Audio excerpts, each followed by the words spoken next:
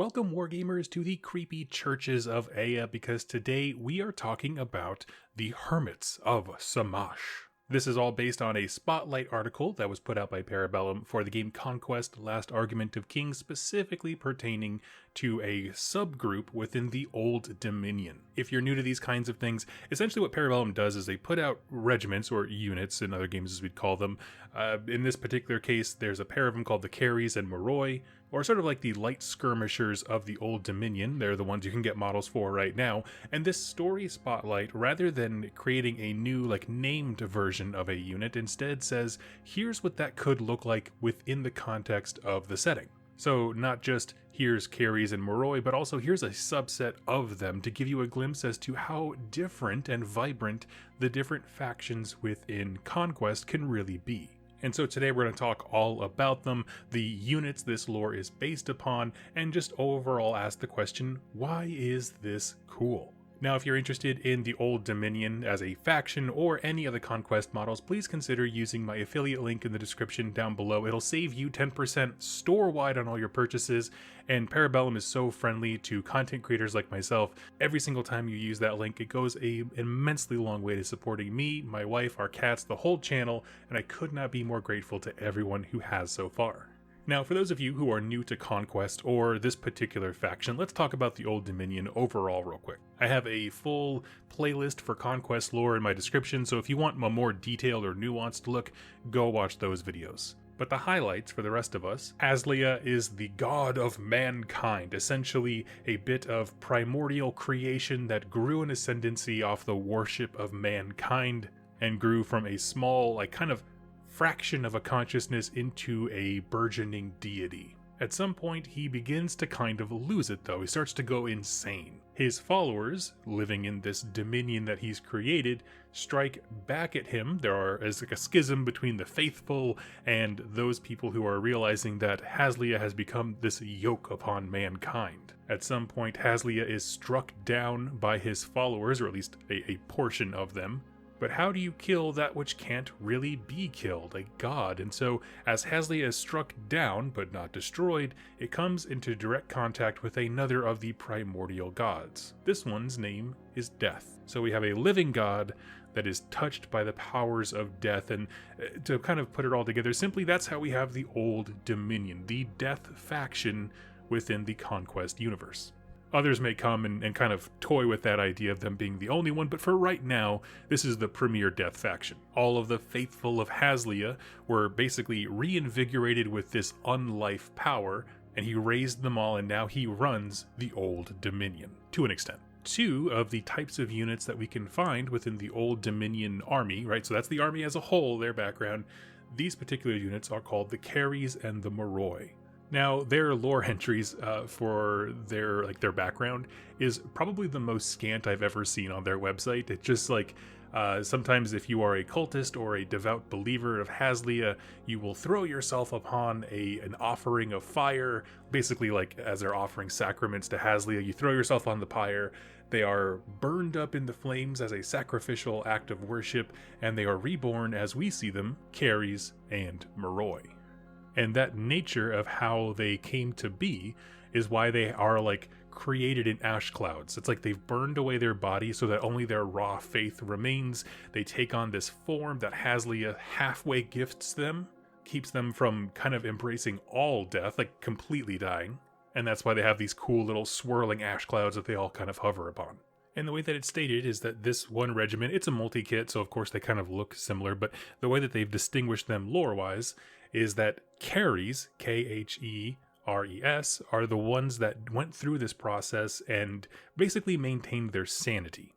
As such, this is the version of the unit that can use ranged attacks. The idea is they have enough wherewithal to stand back and deliver, their punishment upon the enemies from a distance. Where by contrast, the Moroi, the more fanatical, wild, zealous running in and clawing at your face immediately, those are the ones who just straight up lost their mind. They were received as an offering and that their abilities have been maximized. They have that cool, etheric char kind of aspect to them, but the process by getting there, it just broke their brains. And understand that these make up the kind of generic baseline for a lot of the rabble that follows along the army, right? They have their standard military formations of Praetorian Guard, but then around those are just the collective devout faithful, and I think to a large extent that is what these kits represent. In other games, we would call them like the Flagellants or Zealots or something like that. There's all different kinds of names depending on which game system you're talking about, but it's the core idea. These are the untrained faithful that have way more zeal than skill. But here's the thing. We're going to move from talking about these guys as the regiments that they appear in the game to moving to our core subject today, which is the Hermits of Shamash. So what is this? Well, as Haslia was ascending to total power within the realms of mankind, its history first began with what's called the First Tribe. That is to say, one of the early, proto-humans that naturally evolved on Ea.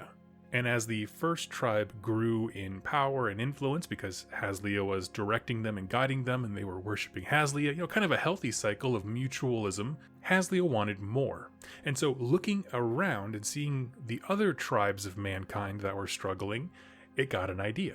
I say it because Haslia has the male honorific a lot of times, but it is neither male nor female, so I'm going to be all over the place with that. But the idea is that Haslia looks around and sees that these other tribes are worshipping, animals or like sun gods or whatever, but those aren't real. Like there's no primordial shard behind them. It's just idol worship. So an idea sparks.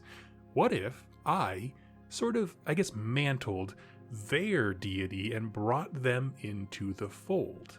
This way I could, with a lot less bloodshed than just outright annihilating other tribes, I could certainly bring more into my power. The more worship I have, even if I present myself as their deity, they're still worshiping me. So I'll go to these other tribes, perform a few miracles, dazzle them a bit, and bring them into the fold. So when we talk about the Old Dominion, it's not necessarily that there is one very harsh religious structure and organization.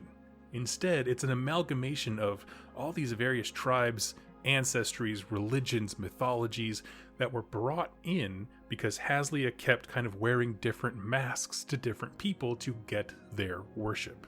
One of these was the deities that Haslia would kind of feign or pretend to be, was the sun god Samashut, and he was originally worshipped by the Shakati. So like many early religions here in the real world, they worship the sun. Why? The sun brings life, it brings warmth, it yields crops. It does, it makes a lot of sense. And largely, it was thought that the Shakati were the only real competition to the First Tribe. That is to say that they, as humans, independent of Haslia, were kind of figuring things out for themselves. Slowly learning tools, technology, growing economically and socially. And it was a bit strange because Haslia looked at this and was like, how are they doing it? And then there's actually in this little article about the hermits, specifically a line that it was understood that Haslia thought that they were being influenced by the spire. So from that perspective, humans are all just pawns. Haslia is guiding some, and he assumed the spires were raising and fostering another tribe. Not necessarily confirmed, but it would not be outside the bounds of normal. But where the spires, kind of coax genetically and just through subjugation, like their subjects, they direct the paths of them, Haslia's plan was a bit more subtle, because Haslia appeared to the Shadaki as their deity. Haslia took on the mantle of Samashut, basically appeared and started performing miracles. His priest came and said, hey, listen, we're totally not against each other. We worship Haslia, we call him that. You worship a sun god named Samashut. They're actually the same person, we just have our names mixed up. And that's how the proselytization worked. And then between, this kind of information of, you're not wrong, but here's a correct thing that is being validated in real time by miracles, many tribes and religions converted and kind of, not really converted actually, that's probably the wrong word for it, but kind of fell in line with Haslia's grand pantheon. And it's actually thought that this is why eventually Haslia goes insane. As a deity, it's trying to be so many different things. I covered it more in the Old Dominion faction series, but basically he instilled tiny mini-gods below him that are sort of like the ultimate pyramid scheme where the worship always kind of trickles upward.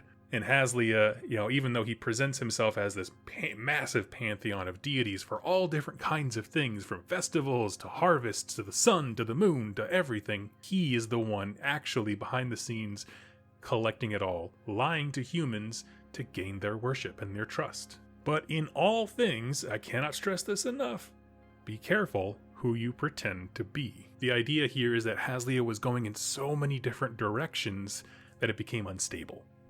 And as a result, things fell apart. Now the fall, rather than being a singular necessary event where there was a specific day that everything just went wrong, the decay of the Old Dominion actually took quite a time. If I'm not mistaken, it was 100 years of decline, where it kind of started to fray and fracture. Hazlia wasn't really responding very much to calls and worship, and so the very human leaders of this massive religion that is multifaceted and beyond complex, it's just kind of started to fall apart. The goodwill wore off, the miracles weren't happening, and so it kind of stalled. When things got really unstable internally within the Old Dominion, many of these religious sects and monastic orders would basically just lock the doors and be like, hey, we're just going to sit here and keep chilling and worshiping our God. That's all we really wanted to do. We're just going to lock the doors of the church, the fort, whatever they're in, let the world chill out, and then, we'll come back because, hey, we're just here to worship Hazlia. That's cool. And in a setting where it's kind of everyone for themselves, as this massive dominion of man is falling apart, see things like the fall of Rome or something like that, where it just kind of fractures and turns into little pocket kingdoms. Things got really, really bad as that infrastructure fell apart. The hermits of Samash were one such example. These are monastic followers that were all over the Old Dominion. They're just pockets of religion all over the place that worshipped Samash Haslia, which is kind of the combined name of Samashut and Haslia. And when things got bad, they locked themselves in their churches and tried to endure this, what they thought was going to be a temporary dark period in the Old Dominion. They had little farming plots, and they tried to do the best they could, but eventually farming turned to hunger. Hunger turned to cannibalism. And locked away in their tiny little refuge of faith, things got real dark for the hermits of Samash. Now, one of their leaders, seeing what's happening to them, right, they're falling apart to the point where they're eating themselves rather than going out and trying to, figure out what's going on with the Old Dominion. One of the leaders is like, I've had enough of this. I'm going to go to Capitas, go to the capital, see what's going on. We'll figure out what to do from there. He just doesn't want to see these people eating their own dead anymore. I mean, they weren't outright murdering each other yet, but they were eating their own dead. So he's like, this will not, this dog won't hunt, Monsignor, and he checks out and goes to the capital. By the time he comes back, bearing a torch with a weird blue flame on it, essentially this monastery has fallen to utter chaos. Some of the prisoners locked themselves away simply, they put themselves in a jail cell so that their friends would not kill and eat them. Nor would they eat somebody and kill them out of a hunger rage. Everyone was pure desperation and hunger and need, but also zeal and faith. And so when their leader returned, having seen what Capitas had become, how the Old Dominion at this point was fully collapsing and the death magic was just wreathing the entire area, he walks back and is like, I know a bunch of people that are super primed for this. Comes to his church, grabs all the followers, and they then become Caries and Moroi by throwing themselves on ash pyres and sacrificial fire pits, all these kinds of things. But they were primed and ready for their dedication to this new kind of Haslia, the undead god. And so with that, they took the long journey from being independent of a god, worshipping the sun, to being rolled into the Old Dominion, to finding themselves isolated and locked away as things became unstable, falling apart to the point of utter despair, and then being reborn anew as dedicated followers of the Old Dominion. And I just thought that was a super baller background story, so I wanted to talk about it. But let's move into why is this cool? There's a lot to unpack here. First up, I love zealots, in every shade or faction, right? I love the idea of zeal and the hard religious questions that have to be asked, the topics of sacrifice when it comes to an actual thread of narrative and character development. I love those themes. But what's interesting here about these characters is they didn't turn necessarily at the fall, but afterwards. They had an understanding of what was right and wrong, and it kind of kept them in play, meaning humans and alive and totally fine, so long that like it was just a matter of time before the darkness that was all around them made its way into the monasteries. And stuff got real nasty real quick. And while the story of, people being locked away in their churches for so long that they all go insane is not, particularly like outstanding or crazy science fiction or anything like that. But it highlights something really interesting about the Old Dominion because it has a lot to say about Haslia. Haslia can wear the mask of anything that is worshipped. In this case, the sun god of Samashut. And what it does is brings people into the fold of the Old Dominion with this, which means that it is a very unique and strange kind of super predator. And what Haslia hunts is the traditions and the values and the belief of any people group that it can get to worship him. It's a kind of warfare that we've never really had. I mean, we had people who think the invaders were gods. They see like South American tribes when like Spaniards came, that kind of thing. They saw the golden armor and the cool ships and they couldn't, put it together. And so some of them would have thought that they were either deities or touched by them or sent by them. But it's not so much the other side of the coin where we've never really had the kind of power that looks magical and then come to an area to present ourselves as deities for the sole purpose of like integration, where worship is the resource that we're after, not monetary resources or anything like that. And it's just kind of fun to think about, like, if you had to approach historical societies and try to find a way to manipulate and coerce their own worldview against them, that is just a fascinating thought experiment. And it's how Haslia built this amazing Old Dominion that covered a vast swath of Ea. And so to me, that's what the story kind of highlights about Haslia, is kind of the maniacal nature of a god who puts on multiple masks for the express purpose of bringing in followers with no thought to the consequences of their beliefs or even his own mind. But there's also one other thing, right? Remember, we're talking about a group of people that is essentially represented by two regiments in the game, the Moroi and the Carries. And the story states that they don't really fit in. Like, whenever other Moroi or Carries see any of the hermits of Samash, they kind of give them wide berth. They're like, they don't want to be near those guys because these guys are criminal zealots, they're cannibals, they're like super out there. They're cultist plus. And I just have to say, you have to be pretty gnarly, like pretty freaking gnarly, to not fit in with other Moroi or Carries, because everybody in this pile of, like, this whole group, they're all like half undead fart cloud cultists. So when the story says that others of their kind give them wide berth, like, man, that's not good. If you can't even manage to be a 10 in this group of people, you're gonna have a bad time. But realistically, I like how this story brings the conflict of the Old Dominion, meaning the nature of Hazlia and its control and how it's manipulated and twisted so many people.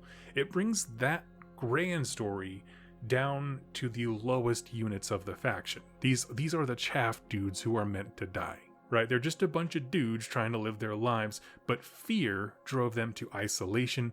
Isolation drove them to madness, and madness drove them deeper into service of a mad god. And all of that makes for a compelling story. So I would highly suggest you go check out the Spotlight on the Hermits of Samash. It was a super fun read, and I would love to know what kind of Conquest lore you'd like for me to cover next. Thank you so much for watching and listening, and I will catch you in my next Conquest lore video.